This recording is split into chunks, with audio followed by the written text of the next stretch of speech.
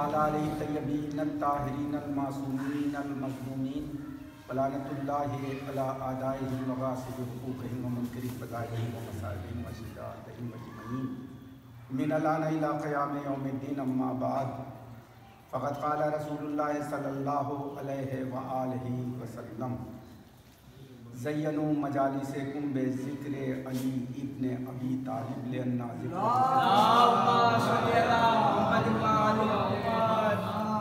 ختمی مرتبہ سرکار دو عالم احمد مجتبیٰ محمد مصطفیٰ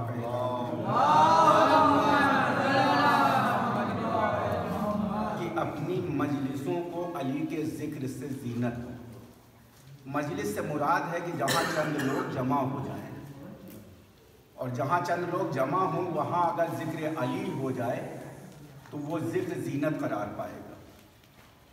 یعنی رسول اکرم کا ارشاد ہے کہ اپنی مجلسوں کو علی کے ذکر سے زینت دو۔ علی کا ذکر میرا ذکر ہے، میرا ذکر خدا کا ذکر ہے، اور خدا کا ذکر عبادت ہے، تو جہاں پہ ذکر علی ہوگا وہاں عبادت ہوگا۔ ام المومنین سے روایت ہے کہ ایک مرتبہ میرے پدر بزرگوار باتیں مجھ سے کر رہے تھے، دیکھ علی کی جانب رہے، تو میں نے ان سے دریافت کیا جب جانے کے بعد مولا علی چلے گئے کہ آپ باتیں مجھ سے کر رہے تھے، دیکھ انہیں رہ گئے۔ تو کہا رسول اکرم نے ارشاد فرمایا ہے کہ النظر علی وجہ علی ابن ابی طالب عبادت، علی کے چہرے پہ نظر کرنا عبادت۔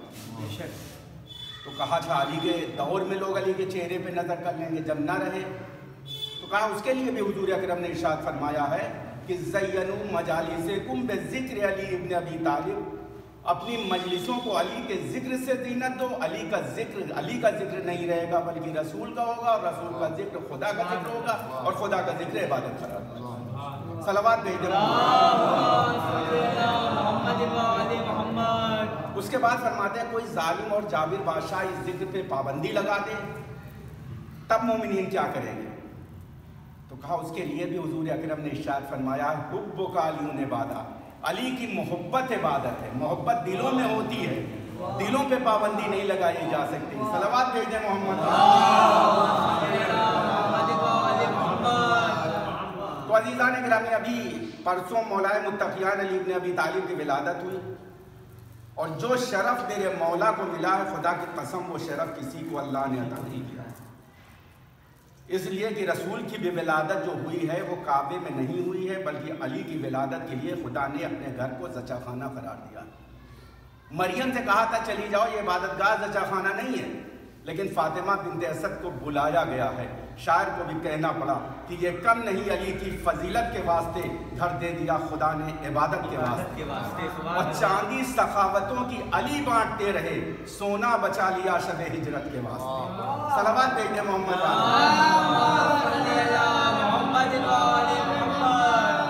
تو عزیزان گرامی آپ دیکھیں 4 امام ہیں اہل تسنن حضرات میں۔ امام شافعی کا یہ اعلان ہے کہ شافعی مر گیا، لیکن شافعی نے یہ اعلان کیا ہے کہ دیکھو علیون حبہن جنہ قسیم نار والجنہ وسیع مصطفیٰ حقہ امام انسو والجنہ، یعنی علی جو ہیں انسانوں کے بھی امام ہیں اور جناتوں کے بھی امام ہیں۔ صلوات بھیجیں محمد والے۔ اور انہوں نے تو یہاں تک فرمایا ہے کہ اگر نماز میں درود نہ بھیجا جائے، صلوات نہ بھیجا جائے محمد اور آل محمد پر، تو نماز قبول نہیں ہوگی، منہ پہ مار دی جائے گی۔ صلوات بھیجیں محمد۔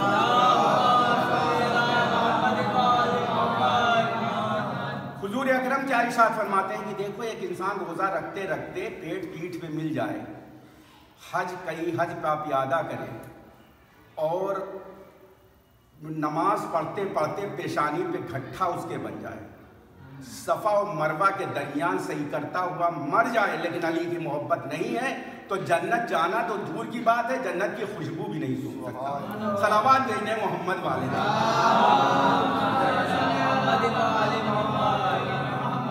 تو عزیزان گرامی، مجلسوں کی زینت حضور اکرم جو وحی کے بغیر کلام نہیں کرتے، ان کا یہ ارشاد ہے کہ مجلسوں کی زینت ہیں علی، مجلسوں کی زینت ہیں علی۔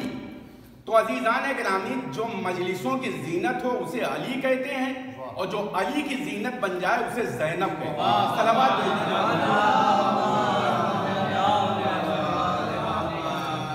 اور عزیزان گرامی، رضا سرسوی نے کیا بہترین یہ قطع کہا ہے کہ اللہ نے جب سارے کمالات ملائے تب پنجتن پاک کی تصویر بنی، اور ان پانچوں کی سیرت کو جب ایک جسم میں ڈھالا تب جا کے کہیں زینب دلگیر بنی. صلوات کہنے محمد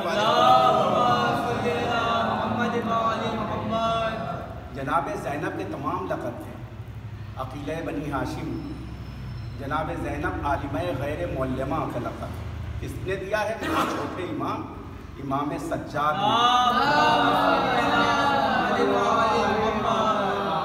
اور تاریخوں میں یہاں تک ملتا ہے جناب زینب سلام اللہ علیہ درس قرآن دیا کرتی.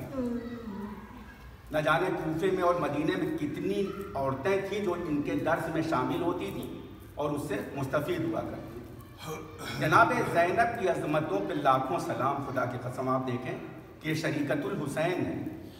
اگر امام حسین نے کربلا میں اتنی عظیم قربانی پیش کی ہے تو جناب زینب اگر قربانی نہ دیتی یا جناب زینب یہ کار نمایاں انجام نہ دیتی تو کربلا میں شہادت دفن ہو کر کے رہ جاتی. اس کا تذکرہ کہیں نہ ملتا. بلکہ جناب زینب نے جگہ جگہ کوفہ و شام میں اپنے بھائی کی شہادت کو عام کیا ہے کہ ان ظالموں نے کس طرح سے 3 دن کا بھوکا اور پیاسا شہید کیا. عزیزان گرامی، جہاں 700 کرسی نشینوں کا مجمع ہو اور یزید جیسا ظالم تخت نشین ہو، اس کی آنکھوں میں آنکھیں ڈال کے جناب زینب یہ کہتی ہوئی نظر آتی ہیں ابن الطلقاء، ابن الطلقاء، اے میرے جد کی آزاد کردہ اولاد. تو عزیزان گرامی، ابن الطلقاء کہا کیوں جناب زینب نے؟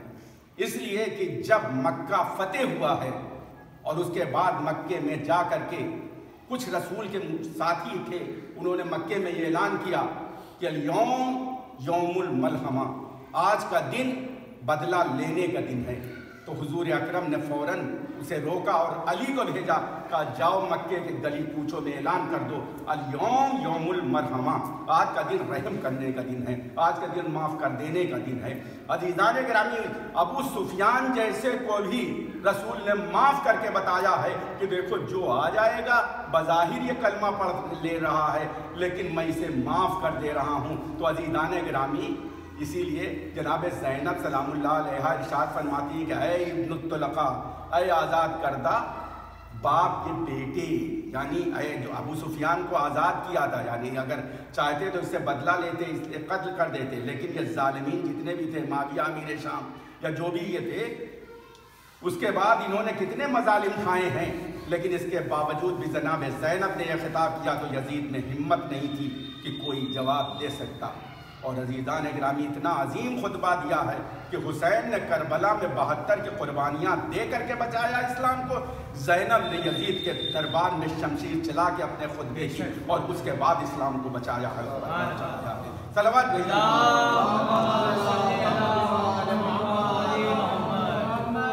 عزیزان گرامی، 1 سال مسلسل یہ شام کے زندان میں یہ مخدرات عصمت و طہارت رہی، جہاں دن کی دھوپ تھی رات کی شبنم تھی. اس کے بعد جب یہ آزاد ہوا ہے قافلہ، تو سفر میں یہ قافلہ کربلا میں آیا اور آنے کے بعد سفر 62 ہجری میں، یعنی 61 ہجری میں تو یہ واقعہ ہوا کربلا کا، 62 ہجری میں یہ قافلہ اگلے سال کربلا میں آیا. تب مظلوم کا چیلم بہن نے منایا. کس انداز میں منایا کہ ہر نے اپنے کو، ہر عورتوں نے اپنے کو ناقے سے گرا دیا ہے. امام حسین نے اپنے بیٹوں کا غم نہیں بنایا، بلکہ جا کر کے امام حسین کی قبر پہ گئی ہے اور مسلسل بھیجا کرتی ہے، مسلسل بھائی پہ آنسو بہاتی ہے، مسلسل بھائی کی صف عزا بچھاتی رہی. لیکن عزیزان گرامی، آپ دیکھیں یہ قافلہ جب اس کے بعد مدینے میں پہنچا ہے تو یہی آج کی تاریخ، یعنی 15 رجب 62 ہجری کو جناب زینب کی بھی شہادت کی تاریخ ہے. جناب زینب کو شہید کیا گیا. کس طرح سے کہ یزید جیسا ملعون چوتھے امام کو پھر حکم مدینے میں بھیجتا ہے اور انہیں بلاتا ہے، طلب کرتا ہے. چوتھے امام کا جب یہ فرمان यजीदी फौज का जनाब ज़ैनब ने सुना है तो कहा मैं अपने बेटे को इस तरह से मदीने से जाने नहीं दूंगी, मैं साथ में चलूँगी। तो जब जनाब ज़ैनब तैयार हुई हैं तो तारीख़ मिलता फ़कत जनाब ज़ैनब नहीं थी बल्कि जनाब फिज़ा भी साथ साथ हो गई। उसके बाद में जब यह काफ़िला चला है, यजीदी फ़ौज इन लोगों को लेकर चली है, तो एक बाग रास्ते में पड़ा है मदीने और शाम के बीच में। उस बाग में रात में यह काफ़िला ठहराया गया। जनाब ज़ैनब को याद आया कि यही वो बाग था जहाँ मेरे भैया का सर पेड़ से लटकाया गया था। जनाब ज़ैनब ने पूछा कि वो कौन सा पेड़ है उस बाग के रखवाले से, तो उसने पेड़ तो बता दिया लेकिन वो यजीदी नस्ल का था। जनाब ज़ैनब उस पेड़ के पास पहुंची हैं तो उसमें भाई का खून लगा हुआ था। जनाब ज़ैनब उस पेड़ से लिपट के अपने भैया पे गिरिया करने लगी कि इसी असना में वो बेलचा ले करके जालिम आता है, जनाब ज़ैनब के सर पे बेलचे का वार करता है, जनाब ज़ैनब की शहादत हो जाती है।